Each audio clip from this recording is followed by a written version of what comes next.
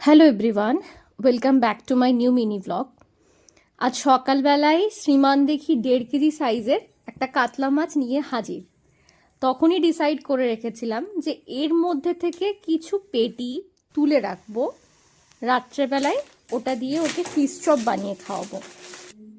তার প্রিপারেশনের জন্যই একদিকে আমি মাছগুলো নুন আর হলুদ দিয়ে সেদ্ধ হতে দিলাম, আর অন্যদিকে ব্রেড ক্রাম্বস রেডি করে নিচ্ছি, আর দুটো ডিমকে আমি ফেটিয়ে সাইডে সরিয়ে রেখেছি। ও তাহলে লালটার মধ্যে পেঁয়াজ আছে। প্রিপারেশনটা রেডি করতে আমাকে হাজব্যান্ড প্রচুর হেল্প করেছে, নাহলে একা হাতে হয়তো এত তাড়াতাড়ি করতে পারতাম না। যদিও খুব একটা টাফ নয় বানানোটা। লাল হবে তো। হ্যাঁ, কড়াইয়ে একটু পেঁয়াজ ভেজে তার মধ্যে একটা মশলা দিয়েছিলাম। এই মশলাটা আমি আদা, রসুন, টমেটো, কাঁচা লঙ্কা এগুলো গ্রাইন্ডারে পেস্ট করেই বানিয়েছিলাম।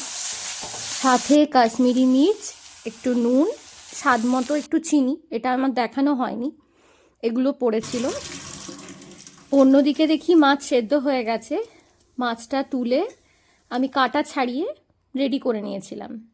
তারপর সেটা সব মশলার সাথে ভালো করে ভেজে নিয়েছিলাম। এরপর মশলাটার মধ্যে আমি কিছু জিনিস মিশিয়েছিলাম যাতে একটু ক্রিস্পি হয়।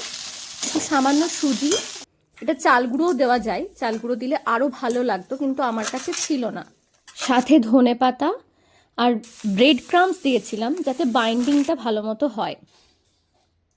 দেন যা হোক একটা শেপ দেওয়া, সেটা চপের মতো লম্বা শেপও হতে পারে, স্কোয়ার শেপও হতে পারে। আমি লম্বা শেপটাই দিয়েছিলাম, যদিও প্রথম শেপটা আমার জাতা হয়েছিল, পরবর্তীকালে আপনারা সবাই দেখতে পাবেন। এবার ফ্রাই করে সার্ভ করার পালা।